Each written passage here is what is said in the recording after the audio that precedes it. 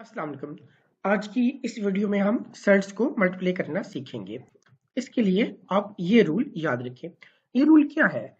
इसमें अगर आप देखें तो जो सर्ट्स के कोफिशिएंट्स हैं, जैसे ये सी रूट ए है, इसमें सी है, और ये डी रूट बी है, इसमें डी है, तो ये आपस में मल्टीप्लाई होंगे।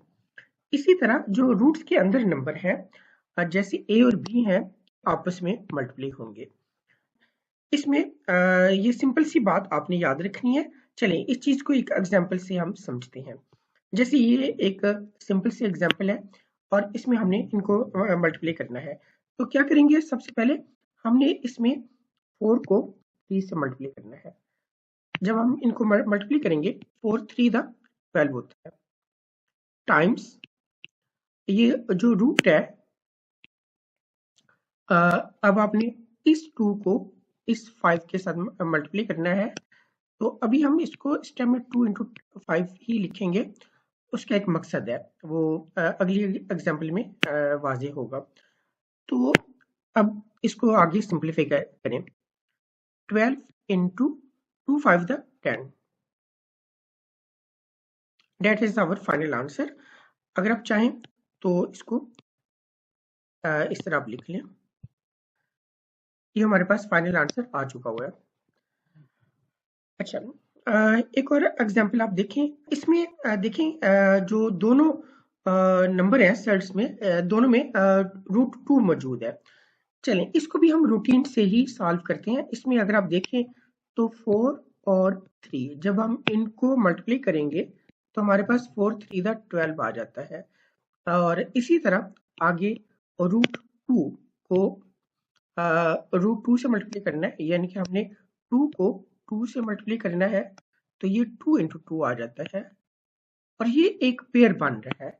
और आप जानते हैं कि जब पेयर बनता है तो जो रेडिकल साइन वो खत्म हो जाता है और हम इसको सिर्फ एक दफा लिखेंगे और ये हमारे पास आंसर आ जाएगा 12 टाइम्स 2, और फाइनल आंसर आ जाता है हमारे पास 24।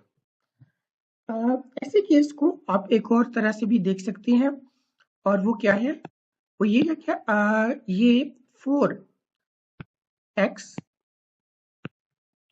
इंटू 3x के तौर पे भी इसको देखा जा सकता है, क्योंकि ये रूट 2 और यहाँ पे रूट 2 है, दोनों सेम रूट्स हैं, तो दोनों को आप समझ लें कि ये x लिखे हुए हैं। तो जब आप इनको मल्टीप्लाई करते हैं तो आपके पास ये क्या आ जाता है? कि आपके पास आता है 12x स्क्वायर। तो ये सेम यही कॉन्सेप्ट, जब आप इनको मल्टीप्लाई करेंगे 4 रूट 2 टाइम्स 3 रूट 2, तो ये आपके पास क्या आएगा? 12 रूट 2 और इसका स्क्वायर। तो अगर आप देखें तो यहाँ पर ये वाला जो स्क्वायर है, ये इसके साथ कैंसिल हो जाता है और आपके पास आता है 12 टाइम्स 2, जो कि 24 होता है। तो आप कोई भी अप्रोच यूज कर सकते हैं। ये उस केस में ये अप्रोच यूज की जा सकती है, ये वाली, अगर यहाँ पर सेम सर्ट्स मौजूद है, सेम रूट मौजूद है। एक और एग्जांपल देखते हैं जिसमें डिफरेंट जो है वो आपके पास वो नंबर मौजूद है रेडिकल साइन के अंदर। तो इसको हम कैसे सॉल्व करेंगे? इसके लिए वही रूटीन वाली अप्रोच ही काम आएगी। तो क्या करेंगे? आप इसमें इस 4 को इस 3 के साथ मल्टीप्लाई करेंगे तो आपके पास आएगा 12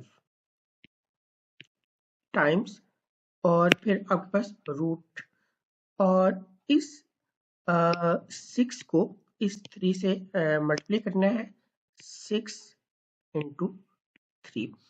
यहाँ पर नोट करें, ये जो 6 है ये कंपोजिट नंबर है और इस 6 के प्राइम फैक्टर्स में लिखने होंगे ताकि हम आंसर को सिंपलेस्ट फॉर्म में लिख सकें।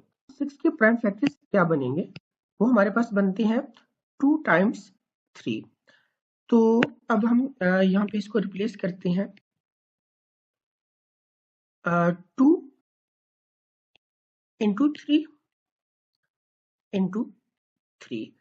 तो ये जो 6 था आपके पास, इस 6 की जगह पर हमने 2 इंटू 3 लिख लिया है।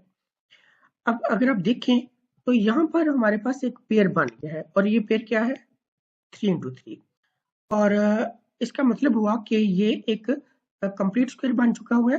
इसके ऊपर से ये स्क्वायर रूट लिखने की जरूरत नहीं है।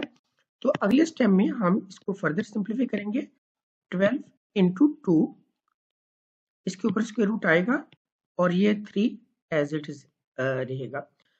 तो अब आप 12 और 3 को मल्टीप्लाई करेंगे 12 टाइम 3 वो 36 होता है times 2 that is our final answer.